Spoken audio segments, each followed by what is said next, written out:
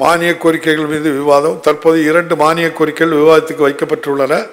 மாண்புமிகு உறுப்பினர்கள் 2 மானிய கோரிக்கைகள் மீதும் சேர்த்தே பேசலாம். 8 மாமன்ற உறுப்பினர்கள் இன்று பேசுகின்ற வாய்ப்பை பெற்றிருக்கின்றீர்கள். முதலில் மாண்புமிகு உறுப்பினர் இ. பரந்தாமன் அவர்கள். மாண்புமிகு பேரவைத் தலைவர் அவர்களே, வணக்கம். கடல் மிக பெரியது, அதில் பயணிக்கும் கப்பல்களும் பெரிது. இரவு நேரத்தில் அந்த மிகப்பெரிய கடலில் பயணிக்கும் கப்பல்களுக்கு வழிகாட்டக்கூடியது கரையில் நிற்கின்ற கரங்கரை விளக்கம். இந்தியா மிகப்பெரிய நாடு. இந்தியாவின் நாடாளுமன்றம் மிகப்பெரிய ஜனநாயக அரங்கம். அது இருளில் தவித்தபோது இந்தியாவின் தெற்கு கரையில் கலங்கரை விளக்கமாக நின்று ஒட்டுமொத்த இந்திய ஜனநாயகத்திற்கும் வழிகாட்டியாக திகழ்ந்தவர் 40க்கு 40 நாயகரான மாண்புமிகு தமிழ்நாடு முதலமைச்சர் அவர்கள். இந்திய அரசியலமைப்பின் சிற்பி அண்ணல் அம்பேத்கர், இந்தியா கூட்டணியின் சிற்பி நம் கழகத் தலைவர் மாண்புமிகு தமிழ்நாடு முதலமைச்சர். அவர் வடித்த கூட்டணியால் இந்தியாவின் ஜனநாயகம் மீட்கப்பட்டிருக்கிறது. அண்ணல் அம்பேத்கர் உருவாக்கிய அரசியல் சாசனம் காப்பாற்றப்பட்டிருக்கிறது. சிறுபான்மை மக்களின் அச்சம் நீங்கி இருக்கிறது. சர்வாதிகாரத்திற்கு கடிவாளம் போடப்பட்டிருக்கிறது. சட்டப்பேரவையில் ஆர்ப்பரிப்பு ஏதுமின்றி மாண்புமிகு முதலமைச்சர் அவர்கள் அமர்ந்திருக்கிறார்கள். அவருடைய ஆற்றல் நாடாளுமன்றம் வரை இன்று எதிரொலித்துக் கொண்டிருக்கிறது. He is more dangerous என்று அரசியல் எதிரிகள் அலறிக்கொண்டிருக்கிறார்கள். ஆம், எதிரிகளுக்கு அவர் டேஞ்சர் விளக்கு. இருள் சூழ்ந்த வாழ்வை எதிர்கொள்ளும் எளிய மக்களுக்கு அவர் லாந்தர் விளக்கு. தமிழ்நாட்டு மக்களுக்காக பல்வேறு சிறப்பு திட்டங்களை உருவாக்கி தந்த தாயுமானவர் நம் முதல்வர் என்றால், அவருடைய அந்த உழைப்புக்கு உறுதுணையாகவும் இயக்கத்தின் எதிர்கால நம்பிக்கையாகவும் இருந்து மக்கள் பணி ஆற்றிக் கொண்டிருக்கிறார் மாண்புமிகு இளைஞர் நலன், விளையாட்டு மேம்பாடு மற்றும் சிறப்பு திட்ட செயலாக்கத்துறை அமைச்சர். டபுள் இன்ஜின் சர்க்கார் என்று பெருமை பேசிய மாநிலங்களை எல்லாம் விட தலைவர் தளபதி என்னும் ஒற்றை இன்ஜின் சர்க்கார் புல்லட் ரயில் வேகத்தில் பயணித்துக் கொண்டிருக்கிறது. திராவிடல் மாடல் என்பது இன்று இந்தியாவுக்கான மாடல். எப்பொழுதெல்லாம் திராவிட முன்னேற்ற கழகம் தமிழ்நாட்டு மக்களின் ஆதரவை பெற்று ஆட்சி அமைக்கிறதோ அப்போதெல்லாம் இவ்வரசின் மீது அபாண்ட பொய்யான குற்றச்சாட்டுகளை சுமத்துவதற்கு அதிமுகவும் அவர்களின் இயற்கை கூட்டாளியான பாஜகவும் சில டெம்ப்ளேட் குற்றச்சாட்டுகளை கைவசம் வைத்துள்ளனர். திமுக ஆட்சியில் சட்டம் ஒழுங்கு கெட்டுவிட்டது என்பதுதான் அந்த டெம்ப்ளேட் குற்றச்சாட்டுகளில் ஒன்று. அந்த கீறல் விழுந்த ரெக்கார்டை இப்பொழுதும் தூக்கி பிடித்தபடி ஆர்ப்பாட்டம், ஆளுநரை சந்தித்து மனு அளிப்பது, உண்ணாவிரதம் என அரசியல் நாடகங்களை நடத்தி வருகிறார்கள். கள்ளக்குறிச்சி பகுதியில் நடந்த கள்ளச்சாராய மரணத்தை கையில் எடுத்துக் கொண்டு அதை ஊதி பெருக்கி அரசியல் லாபம் அடைந்துவிட துடியாய் துடிக்கிறது அதிமுக மற்றும் பாஜக கட்சி தலைமைகள். மலிவு அரசியலால் எதிர்க்கட்சியினர் தமது ஜனநாயக கடமையை இன்றைக்கு தொலைத்து நிற்கிறார்கள். குடிபுறங் காத்தோம்பி குற்றம் கடிதல் வடுவன்று வேந்தன் தொழில், இது குரல்.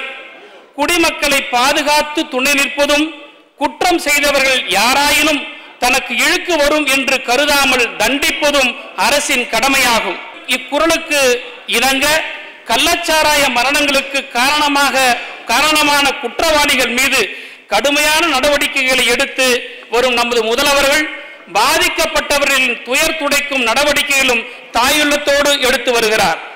மாண்புமிகு பேரவைத் தலைவர் அவர்களே, காவல்துறை ஆய்வு மற்றும் வளர்ச்சி கூடம் police research and development bureau என்ற நிறுவனம் வெளியிட்டுள்ள புள்ளி விவரத்தின்படி 1/1/2022 தேதியின்படி இந்தியாவிலேயே தமிழ்நாட்டில்தான் காவல் நிலையங்களின் எண்ணிக்கை அதிகம்.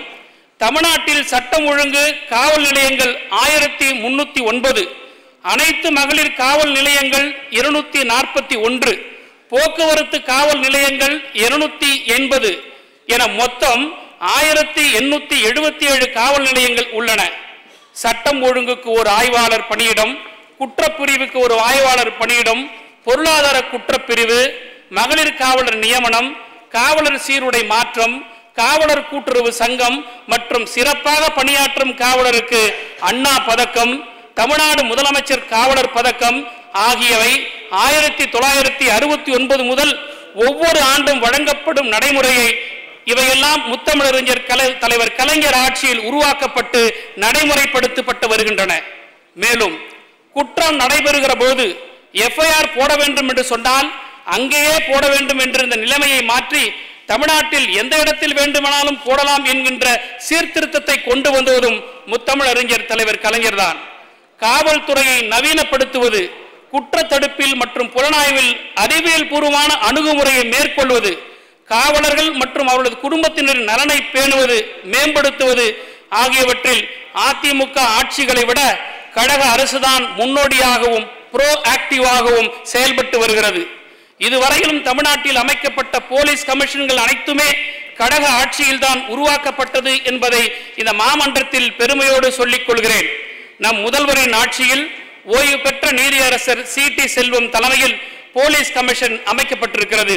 மாண்புமிகு பேரவைத் தலைவர் அவர்களே, மாண்புமிகு நம் முதல்வர் அவர்களின் ஆட்சியில் காவல்துறையை நவீனப்படுத்தும் தொடர் நடவடிக்கையாக குற்ற சம்பவங்களை கண்காணிக்கவும் கண்டுபிடிக்கவும் சென்னை மாநகரம் முழுவதும் சிசிடிவி கேமராக்கள் பொருத்தப்பட்டுள்ளதோடு ஆட்டோமேட்டிக் நம்பர் பிளேட் ரெகக்னிஷன் கேமராக்கள் முக்கியமான சாலைகளில் பொருத்தப்பட்டு கண்காணிக்கப்பட்டு வருகின்றன.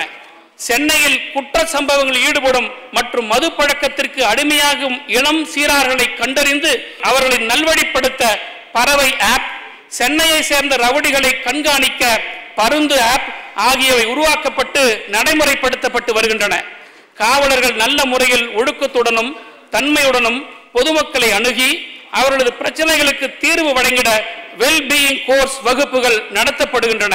மாண்புமிகு பேரவைத் தலைவர் அவர்களே, பெருநகர சென்னை போலீஸ் பிரிவில் ஒரு அங்கமாக உள்ள குதிரைப்படை காவலர்களின் திறனை ஊக்குவிக்கும் விதமாக பெருநகர சென்னை போலீசால் ஏற்பாடு செய்யப்பட்டு first greater Chennai police equestrian championship 2024 என்ற விளையாட்டு போட்டியினை அண்மையில் மாண்புமிகு விளையாட்டு மேம்பாட்டுத்துறை அமைச்சர் அண்ணன் உதயநிதி ஸ்டாலின் அவர்கள் எனது எழும்பூர் தொகுதியில் புதுப்பேட்டையில் தொடங்கி வைத்ததோடு குதிரையேற்ற பயிற்சி பள்ளியும் அந்நிகழ்ச்சியில் தொடங்கி வைத்தார்கள் என்பதை பெருமையோடு இங்கு நான் பதிவு செய்ய விரும்புகிறேன்.